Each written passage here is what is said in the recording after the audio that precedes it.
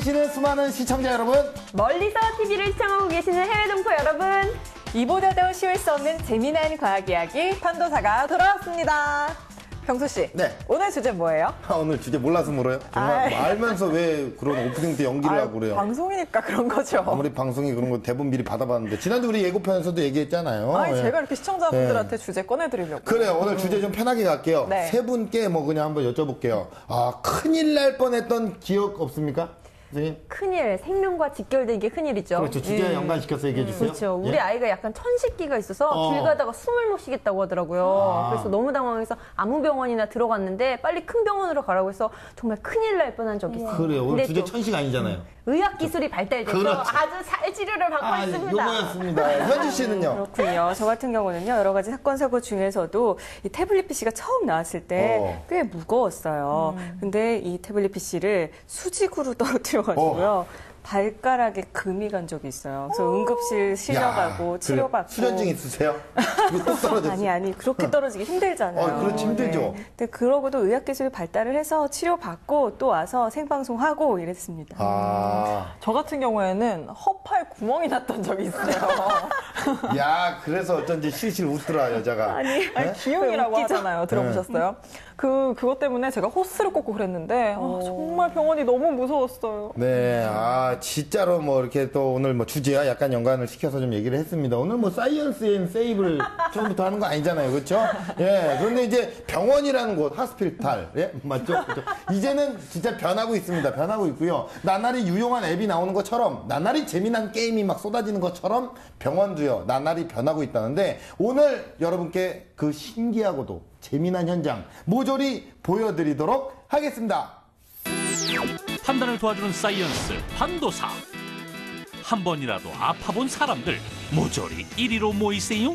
첨단을 달리는 의학 이야기 재미있게 풀어봅니다.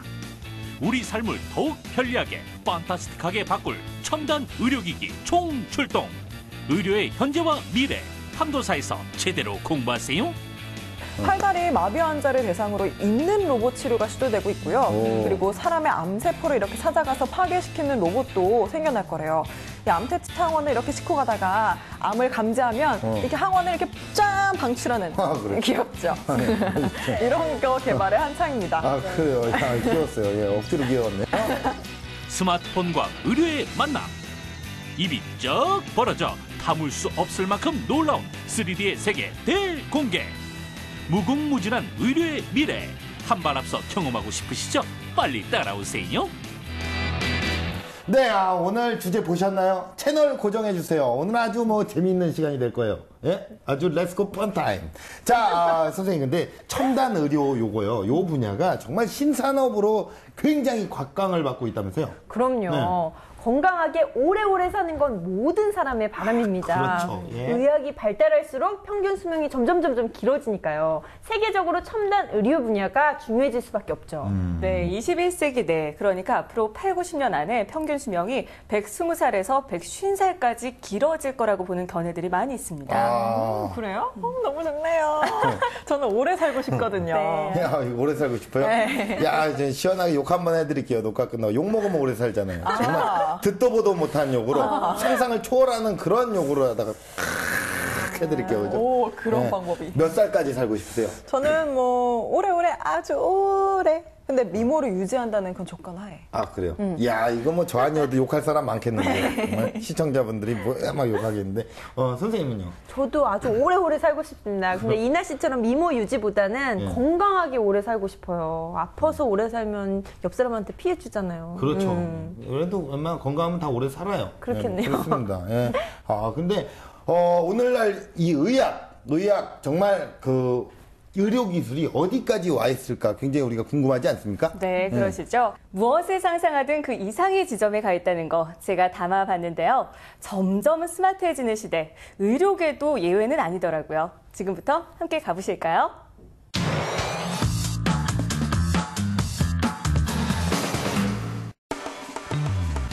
하루가 다르게 발전하는 의료의 세계. 앞으로 다가올 미래 의료에서 우리가 주목해야 할 것은 무엇일까요? 지금 판도사에서 알아봅니다.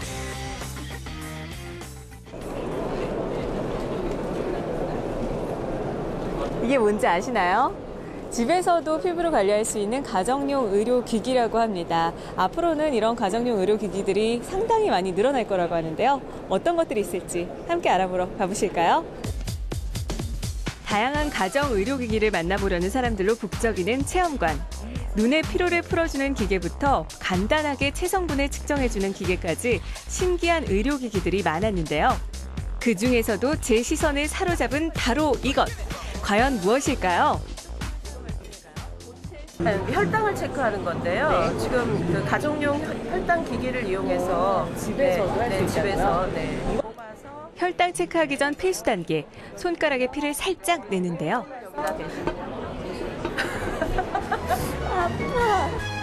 생각보다 따끔한 바늘의 공격에 깜짝 놀랐습니다. 힘들게 뽑은 피를 혈당 측정기에 넣고 수치가 나오기를 기다리는데요. 네, 숫자가 87, 정상이십니다.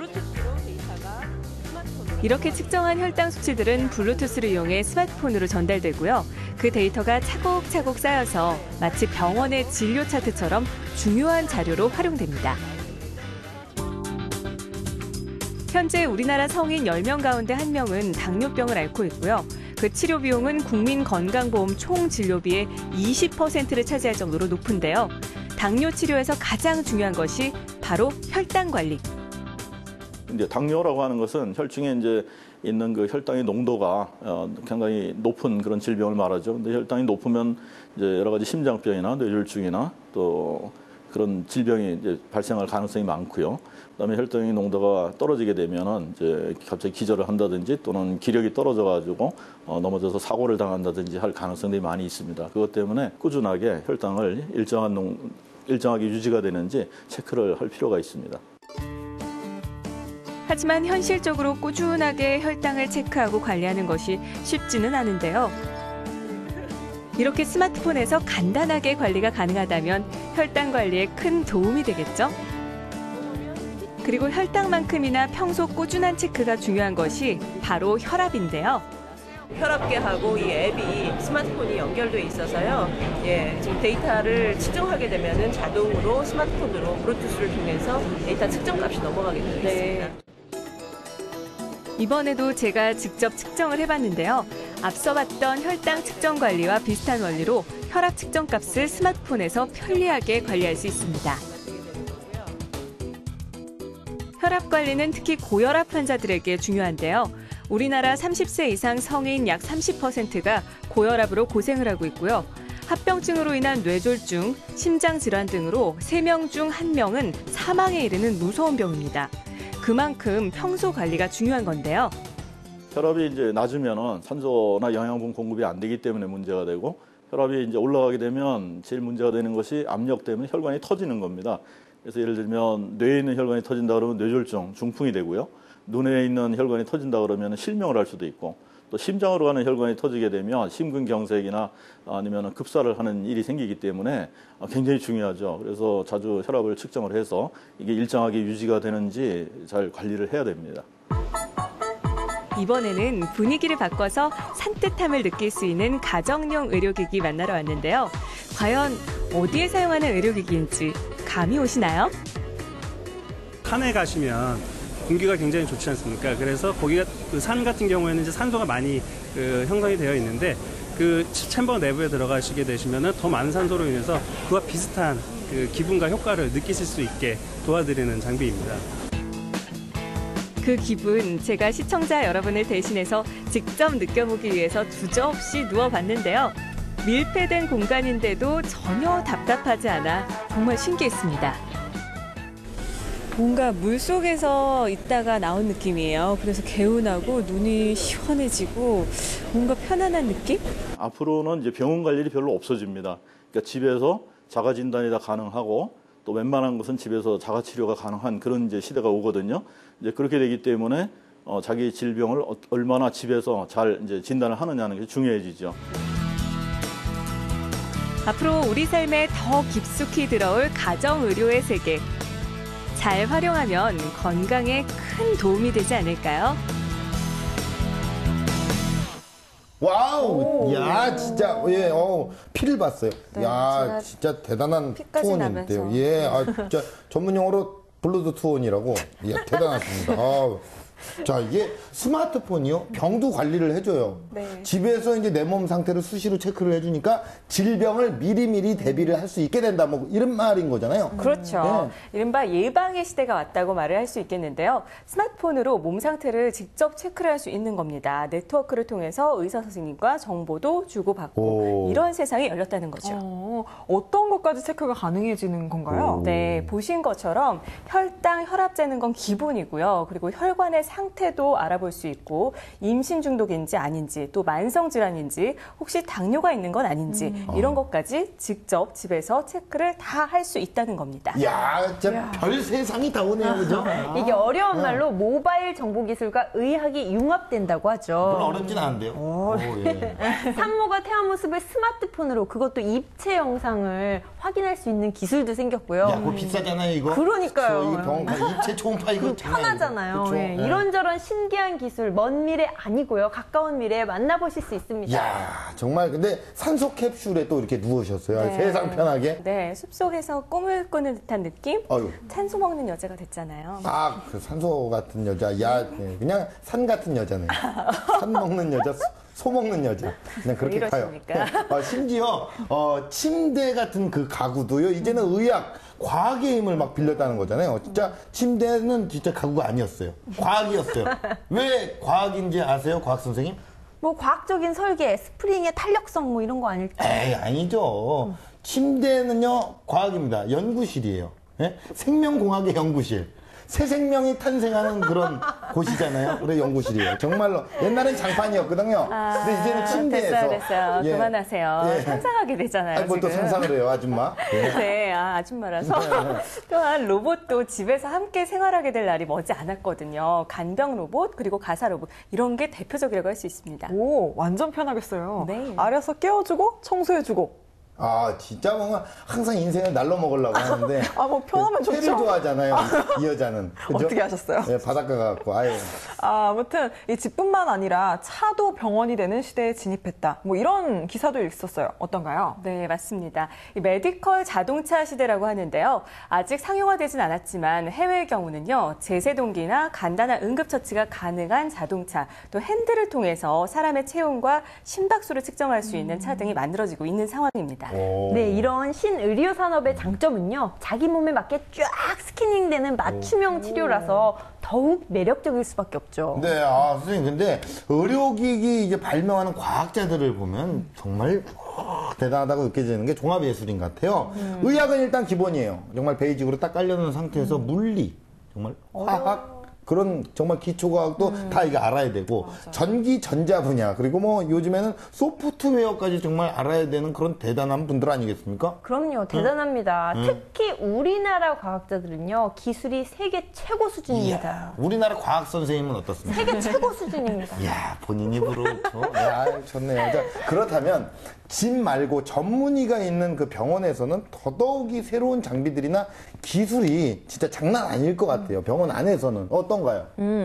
제가 또 준비를 해왔습니다. 저 정말 깜짝 놀랐잖아요. 어마어마한 게 기다리고 있거든요. 함께 가보실까요?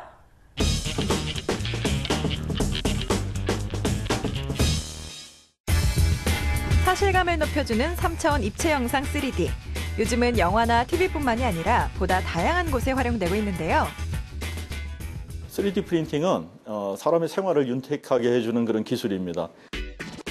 이제 의료계까지 넘나들며 질병 치료에도 한몫 톡톡히 해내고 있다고 하는데요. 과연 의료 분야에서 3D가 어떻게 활용되고 있는지 직접 확인해 볼까요? 먼저 만나볼 의료와 3D의 콜라보레이션, 바로 3D 복강경인데요. 배에 작은 구멍을 뚫고 특수 카메라를 삽입, 모니터를 보며 수술하는 기존 복강경에 3D가 더해진 겁니다. 그래서 세계 시장을 보게 되면은 지금 이제 도입하는 단계이기 때문에 다국적 기업하고 저희들이 경쟁을 하면서 시장을 지금 만들어가는 이런 단계입니다. 앞으로 수년 내에 모든 복강경 수술은 아마 3D로 수술을 하게 될 겁니다. 국내에서 복강경 수술이 시작된 건 1990년대 초반. 그 전에는 복부를 가르고 시행하는 절개 수술이 최선이었는데요. 아무래도 개복을 하기 때문에 수술 시간과 회복 시간이 길 뿐만이 아니라 상처가 크게 남는다는 것이 단점이었죠. 지금 보편적으로 시행되고 있는 복강경 수술도 입체감이 없는 평면 내시경 화면을 보며 수술하기 때문에 실제 거리감이 떨어지는데요. 그래서 수술하는 의사는 고도로 숙련된 기술과 지식을 필요로 합니다. 이런 복강경의 시각적인 단점을 보완한 3D 복강경은 마치 육안과 같은 입체적인 영상을 제공하는데요. 이런 입체감의 차이가 과연 수술에는 어떠한 영향을 미칠까요? 이렇게 그 사물에 특히 이제 복강내의 장기를 그 입체감과 원근감을 가지고 접근하기 때문에 굉장히 그 수술 시간도 단축될 수가 있고, 그리고 수술 후에 합병증이라든지 이런 것도 줄일 수 있으며 그 수술 자체가 굉장히 용이하게 될 수 있는 그런 커다란 장점이 있다고 할 수가 있습니다. 외과 수술 중 고도의 정밀함이 요구되는 뇌수술에도 3D 내시경이 활용되는데요. 특히 뇌종양의 경우 뇌 기저부의 자리에 있어서 입체감이 없는 기존 2D 내시경으로는 수술이 어렵지만 3D 내시경으로는 정밀한 위치 확인이 가능해 보다 안전하게 수술할 수 있습니다. 이어서 만나볼 미래의학의 눈부신 발전을 이룰 또 하나의 기술, 바로 다양한 분야에 무궁무진하게 활용이 가능한 3D 프린터입니다. 와, 지금 3D 프린터로 이 척추 모형을 만들었는데요. 이걸로 어떻게 의료 분야에 적용될 수 있을까요? 외과 수술하기 전에 환자의 수술 부위를 미리 똑같이 만들어 해서 수술 시간을 단축할 수가 있고요. 내시경 캣 같은 경우는 환자의 병변에 따라서 모양이 다 바뀌기 때문에 그때 사용할 수 있습니다. 또한 치과 임플란트 수술 시에 이에 임플란트 위치를 맞추기 위해서 임플란트 가이드로도 사용하고 있습니다. 3D 프린터를 이용하면 수술 뒤의 결과까지 정밀하게 예측 가능하기 때문에 수술이 성공할 확률이 높아집니다. 뿐만 아니라 실제 영국에서는 플라스틱과 티타늄을 원료로 3D 프린터를 이용해서 골절 환자의 얼굴뼈를 제작, 이를 이식해 안면 재건에 성공했는데요. 앞으로 3D 프린터, 의료 분야에 어떻게 활용될까요? 3D 프린터의 발명은 가히 이런 의학에서 정말 혁명적인 그 발견이라고 생각을 합니다. 그래서 그런 3D 프린터에 계속 여러 가지 발전을 통해서 인체의 모든 부분이라든지 장기들을 만들어냄으로 해서 인간의 생명은 정말 굉장히 많이 연장이 될 거라고 생각을 합니다. 상상을 현실로 만들어주는 3D와 의료의 만남. 앞으로 많은 환자들에게 희망이 되는 발전이 계속되길 바랍니다. 와, 야, 진짜, 야, 이게 3D 프린터. 제가 이제 말로만 들었는데요. 직접 이렇게 딱 보니까, 와, 되게 신기하네요. 저런 원리라면은, 진짜로 이제는 그냥 메이킹을 못할 이유가 없어요. 못 만들어낼 게 없을 것 같아요. 그럼요. 네. 이제는 3D 프린터로 집도 짓는 시대인데요. 살아있는 세포나 단백질 같은 생체 재료를 이용해서 미래에는 실제와 같은 인체 조직을 만드는 게 아마 가능해질 겁니다. 네, 3D 프린터 기술은요, 줄기세포 연구와 더불어서 재생의학의 핵심으로 불리고 있죠.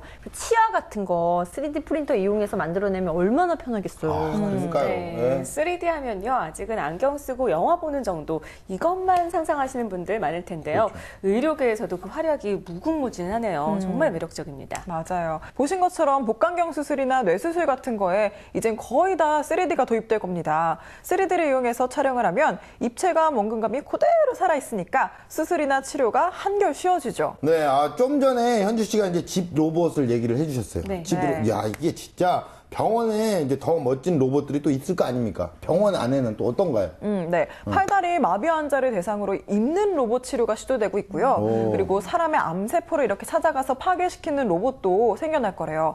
이 암태치 항원을 이렇게 싣고 가다가 암을 감지하면 이렇게 항원을 이렇게 짠 방출하는. 그래. 귀엽죠? 이런 거 개발에 한창입니다. 그래요. 야, 귀여웠어요. 예, 억지로 귀여웠네요. 자, 야, 선생님 진짜, 진짜 대단하네요. 나는 진짜 영화를 보는 것 같고, 진짜 입이 쩍 벌어지고 다리가 오늘 쩍 벌어지네. 그래서 쩍벌남이라고 하나 봐요, 사람이. 야, 다리까지 쩍 벌어지는데 정말 대단한 것 같아요. 네, 이런 것뿐만 아닙니다. 혈전을 찾아가서 제거하는 혈관 로봇도 있고요. 또 뼈 뼈수술하는 로봇도 세계 최초로 상용화를 목표로 개발 중에 있고요. 오. 아주 좋은 세상이 옵니다. 살기 좋은 세상 오래 살고 싶어하는 마음이 간절하겠네요. 건강하게. 네. 그렇죠. 그런데 이런 첨단 의료 문제 없을까요? 세상이 너무 급격하게 변하다 보면 그에 따른 부작용 늘 생기기 마련이잖아요. 네, 아무래도 출시 초반에는 높은 의료 비용 때문에 빈부간 수명 격차가 또 벌어질 걱정, 뭐 신체 조직을 부품처럼 간주하게 될 경우 해칠 수 있는 인간의 존엄성 이런 문제가 발생할까봐 우려하는 시선이 있는 것도 좀 사실입니다. 네, 진짜. 컴퓨터나 스마트폰이 등장할 때처럼요. 시대의 문화를 바꿀 만한 엄청난 것이 생겨날 때는 항상 뭔가 역기능에 대한 우려가 있습니다. 그렇죠. 사회에 보탬이 되는 제도를 만들고 슬기롭게 사용하려는 노력이 필요하겠죠. 네, 좋은 말씀이네요. 어쩐지 이게 걱정이 또 드네요. 자, 오늘 저는요, 굉장히 재밌습니다. 여러분들은 어떠세요? 자, 의학 발전으로 인한 미래, 더 재미있게 한번 예상을 해볼까요? 전문가 선생님 만나보겠습니다. 선생님! 미래 의료의 그 커다란 특징은 이제 지금처럼 이제 병원을 찾아오는 것보다는 자기 스스로 여러 가지 모바일 기기를 이용해서 진단을 하고 또 근처에 있는 그 센터에서 자기 스스로 진단하고 치료하는 게 보편화될 거라고 보고요. 그런 의미에서 이제 원격 의료나 이런 것들이 굉장히 보편화될 거고, 그다음에 또 하나는 이제 지금의 병원 같은 경우에는 굉장히 특성화가 될 겁니다. 그러니까 일반적으로 집에서 치료할 수 없는 그런 이제 예방 치료가 안 되는 이런 수술이라든지 이런 것만 하도록 아주 전문화된 병원으로 발전이 될 겁니다. 네, 우리 또 전문가 선생님 만나봤는데, 가정이 최초 진단의 역할을 하고 병원은 최종 치료의 역할을 하게 될 것이다. 이 멘트 좋지 않습니까? 멘트 예. 자, 즉 병원, 가정, 거리 이런 장소의 경계가 허물어져 없어질 것이다. 뭐 이런 말씀을 해주셨어요. 그럼요. 생활 패턴이 변화하는 아주 중요한 시점에 와 있는 겁니다. 근무할 때는 사실 꼭 회사에 가야만 했었는데 전화와 컴퓨터가 생겨난 뒤로는 재택근무라는 훌륭한 말이 생겨나지 그렇죠. 않습니까? 예. 마찬가지로 의료계도 이제 변화하겠습니다. 우리 녹화도 나중에 쉽게 갑시다. 재택에서. 해서 네. 이게 영상 보내주고. 예. 자. 하지만 이런 좋은 시스템이 생긴다고 해서 건강관리 소홀히 하면 안 됩니다. 상용화가 되려면 시간이 항상 오래 걸리고요. 또 신종플루 같은 새로운 바이러스가 어떻게 인류를 위협할지 모르기 때문이죠. 네, 맞아요. 이렇게 의학의 발달은 머지않아서 초고령화 사회에 접어들게 만들 겁니다. 그에 수반되는 의료 정책도 좀 빨리빨리 나오고 바뀌고 해야 할 것입니다. 야, 무슨 선거운동 나오셨어요? 되게 진지하네요. 예, 진짜. 아무튼 이게 질병 정복과 수명 연장을 위한 현대의학의 발전이 굉장히 눈부십니다. 예, 나중에 제가 이제 100살이 됐을 때, 그때는 100살이 지금의 한 5, 60살 정도 되는 신체 나이지 않을까요? 그러니까 70년 후에도 이 판도사는 없어지면 안 되는 프로그램입니다. 굉장히 좋은 프로그램이에요. 여러분 도와주세요. 네, 도와주셔야 됩니다. 그래야 될 것 같아요. 도와주세요. 저희 진짜 도와주시면 안 되겠습니까? 좋은 정보 평생 드리겠습니다. 도와주세요.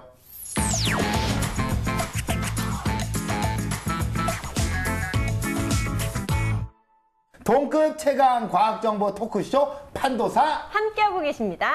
자, 우리 첨단 의료 공부를 좀 해봤어요. 그래도 저는 아직까지 저기 먼 나라 얘기인 것 같아요. 남아프리카 공화국 정도?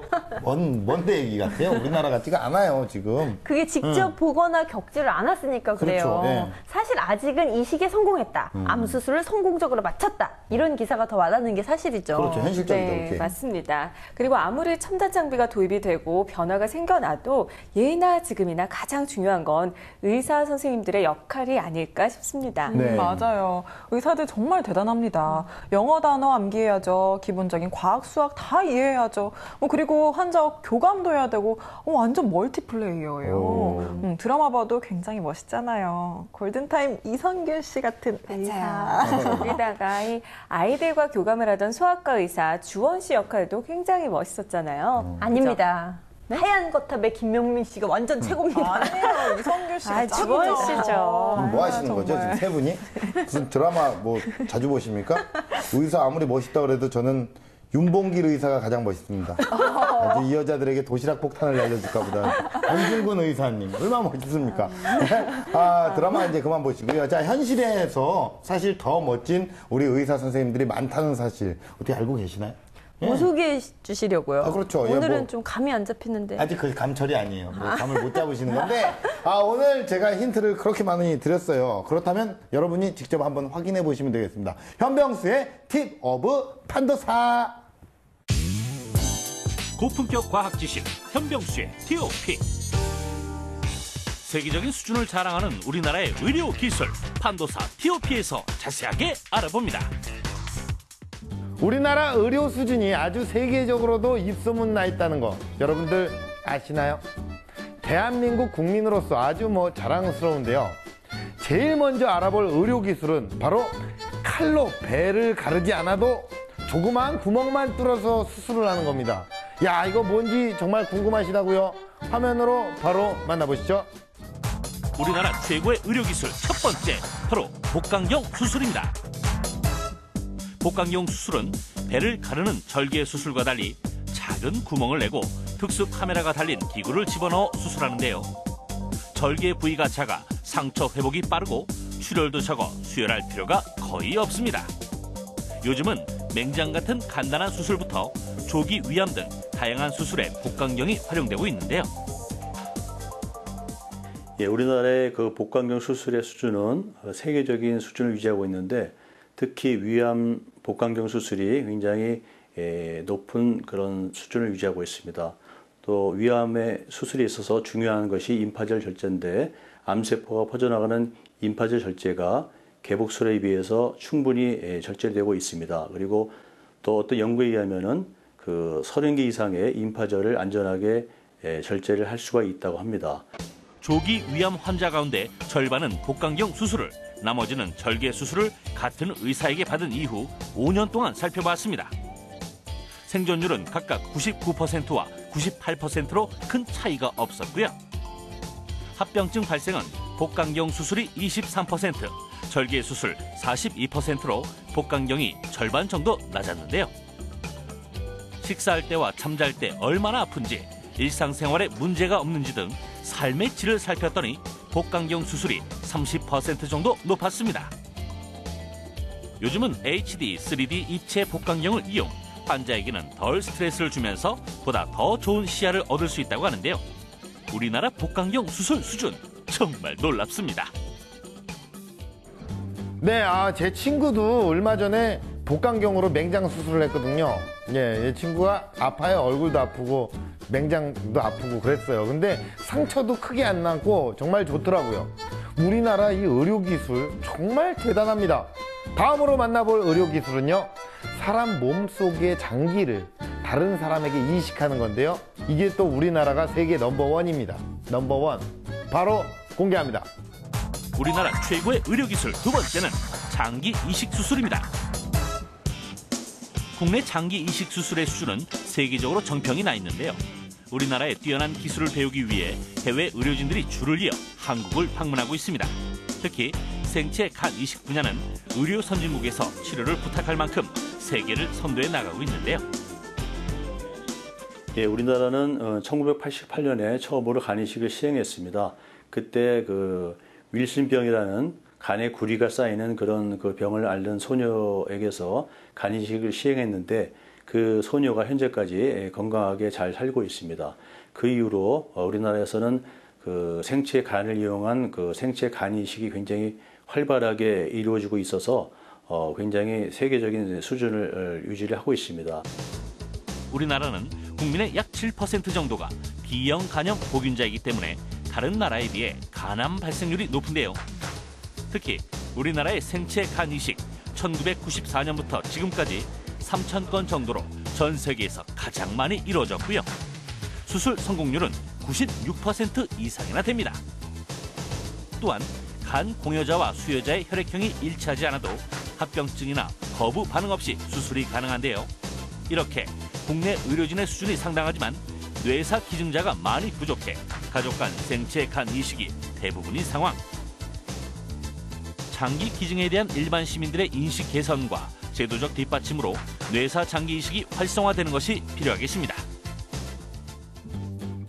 와, 저도 장기 기증에 대해서 진지하게 한번 관심을 가져봐야겠네요. 그래서 제 장기를 한번 또 이렇게 이식을 좀 장기를 이식해드립니다. 제 장기예요. 왕, 포, 차. 이거 저기 우리 PD가 웃기다고 이거 사왔거든요. 저기 밑에 문방구에서. 근데 안 웃겨서 미안합니다. 자, 마지막 의료술은요. 분초를 다투는 응급수술인데요. 마치 전기회로를 연결하는 것처럼 정말 섬세한 기술이 요구되기 때문에 아무나 할 수 없기도 하죠. 어떤 수술인지 궁금하시다고요? 저만 따라오세요. 렛츠고! 우리나라 최고의 의료기술 마지막은 바로 뇌혈관 수술입니다. 전 세계적으로 뇌출혈, 뇌경색 등 뇌혈관 질환으로 목숨을 잃는 사람은 한 해 약 550만 명이 넘는데요. 특히 대표적인 뇌혈관 질환인 뇌졸중은 머릿속에 시한폭탄이라 불릴 정도로 생명과 직결됩니다. 국내에서는 인구 10만 명당 약 80명이 뇌졸중으로 사망하는데요. 이를 시간으로 환산하면 약 15분마다 한 명꼴로 생명을 잃고 있는 겁니다.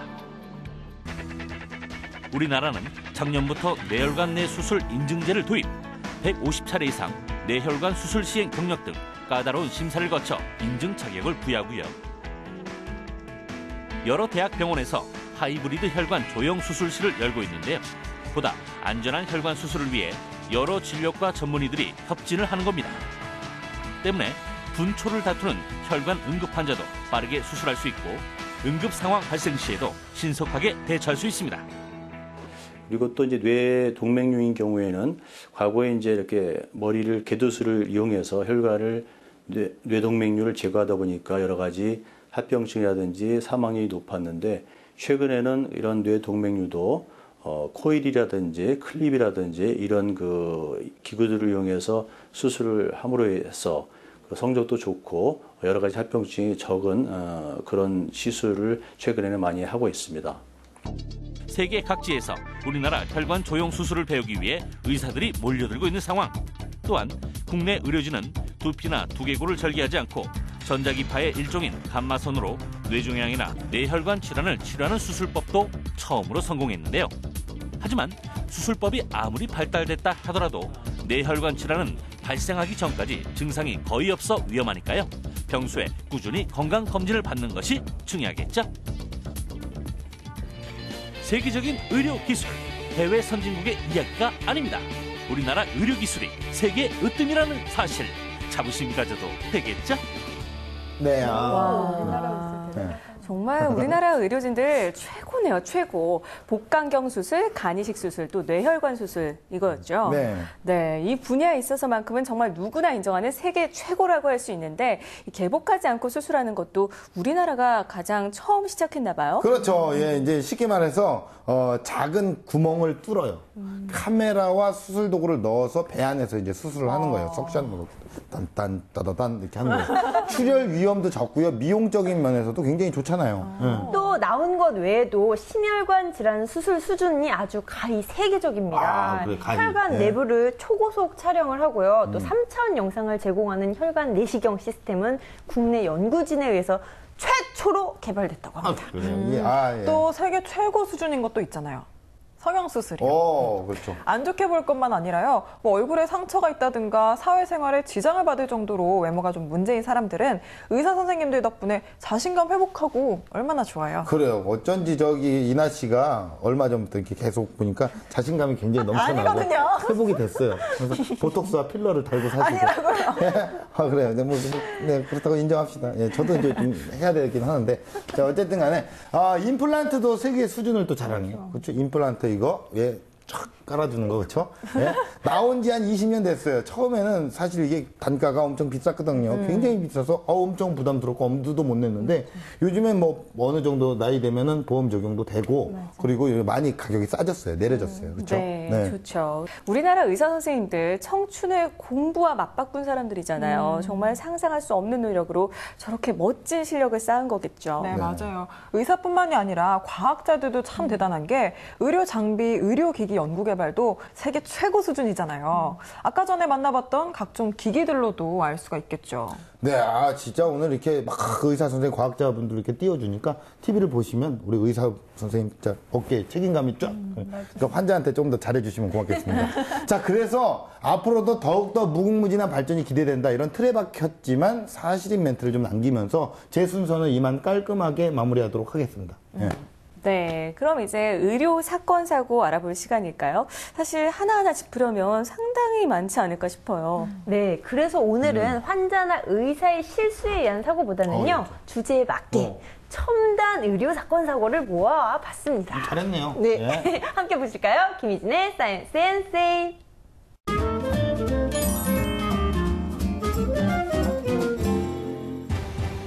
우리 생명을 살리는 첨단 의료기술.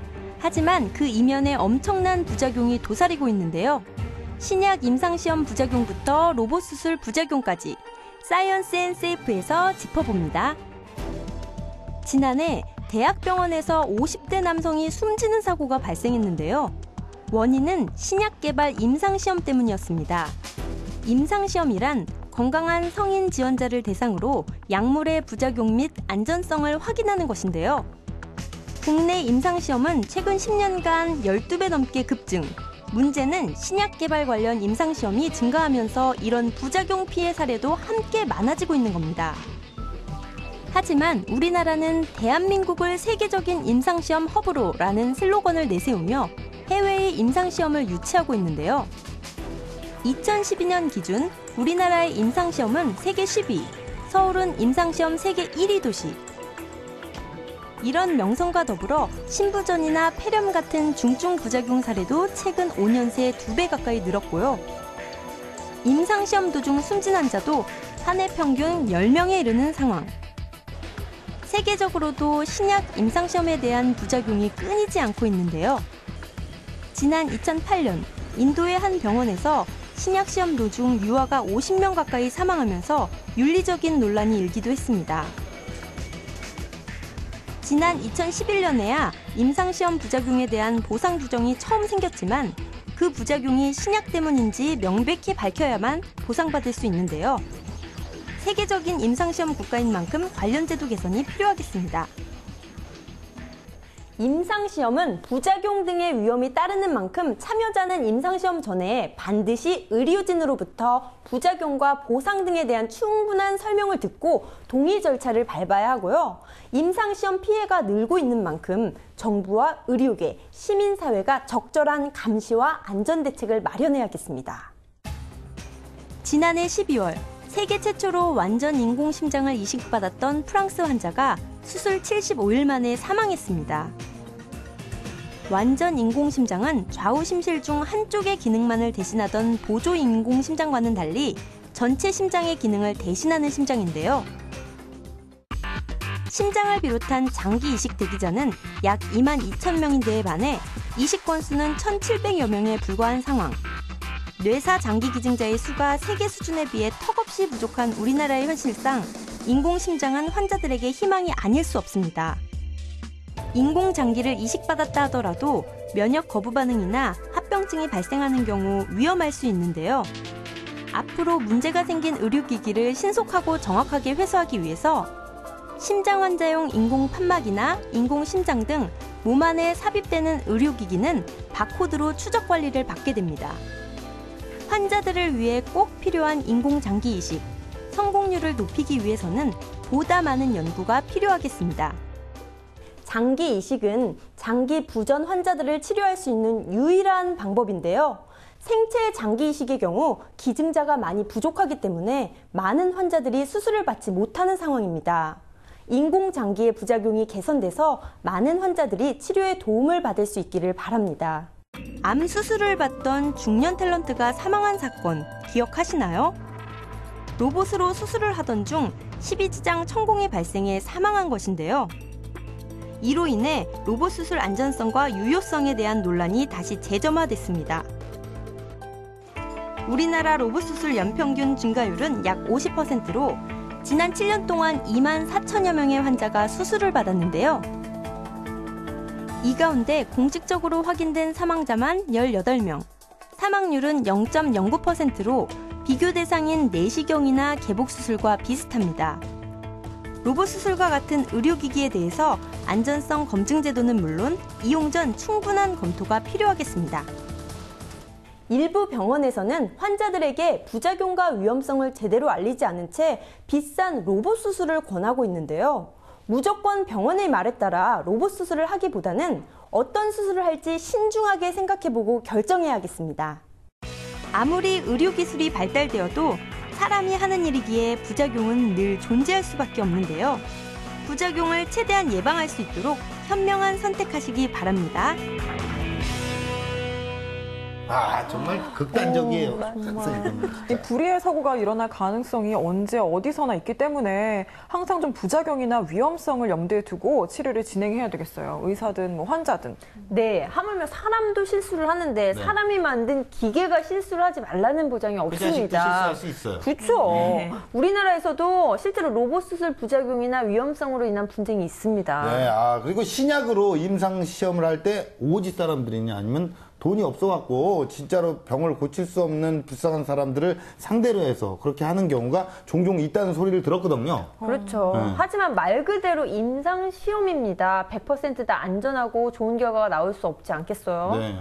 그러다 보니까 안타까운 희생이 따르기도 합니다. 싼 게 비지떡이 어쨌든. 네, 그렇죠. 또 이 스마트폰으로 건강 관리하는 것, 제가 취재를 하면서 생각을 해봤는데 해커들의 먹잇감이 되지는 않을까요? 뭐 약점 드러나고. 우리 사이언스 TV다운 중요한 지적입니다. 네. 의료 관련 정보는요, 네. 개인 신상 정보만큼이나 굉장히 중요한 거잖아요. 미국에서는 이미 해커에 의해서 데이터 침해, 도난 및 유출 사고가 발생했습니다. 네, 그렇군요. 자, 이게 병원 컴퓨터나 의료 장비가 해킹에 무방비로 노출이 되는 상황이 온다면요. 굉장히 끔찍하잖아요. 예? 진짜 지난번에 우리 해킹을 좀 공부했지 않습니까? 네네. 무서워요, 그렇죠? 통제 시스템을 교란한다든지 뇌 증상이랑 다른 환자 증상을 바꿔치기 한다든지 이러면 어떻게 되겠어요? 진짜로 심히 우려되는 상황입니다. 사회적 혼란과 갈등을 야기할 수 있는 문제들은 초장에 개발과 동시에 대책을 세우는 게 중요하다고 생각합니다. 초장 얘기하시니까. 네, 무서웠어요.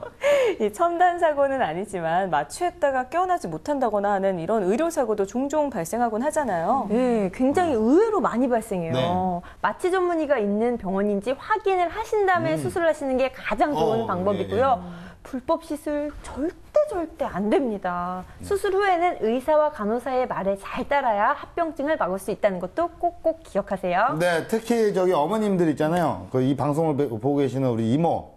싼 거 맨날 찾고 있는데 집에서 돈 몇 푼 아끼겠다고요. 음지에서 정말 음지 시술, 불법 시술을 하시는데 그거 절대 안 된다는 말씀을 드릴게요. 자, 오늘 완전 사이언스 채널다운 그런 공부를 했어요. 어떻게 유익하셨나요? 괜찮으셨나요?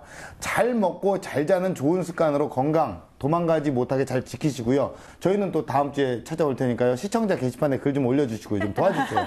도와주세요. 감사합니다. 깔끔하게 이렇게 끝났어요. 그렇죠? 다음 주는 또 되게 새로운 첨단, 그렇죠? 교통 첨단. 미래 교통. 와, 진짜 운전을 내가 안 해도 돼. 대리기사를 안 불러도 돼요. 술을 먹고 가도 돼. 자동으로 그쵸? 집에서 회사까지, 또 회사에서 어딘가까지 이렇게 막 간다는 이 거죠. 자식이 자기가 알아서 운전도 해주고 주차도 하고 그런 주차도 건가요? 해주고 주차도 진짜 해줘요. 괜찮다. 그렇죠. 예전에 우리 어렸을 때는 키트라고 해서 킷 이리 와 그럼 삑 자동차 앞에 타고 킷 운전해 그럼 삑 하고 했는데 이제는 지시를 하지 않아도 딱 입력만 좀 알아서 딱 내려면 알아서 주차하고. 그래서 우리 택시 기사님들만 불경기가 돼요. 그러니까요. 버스 기사님들, 공기사 뭐 이런 사람들. 아니 진짜 관점이 인간적.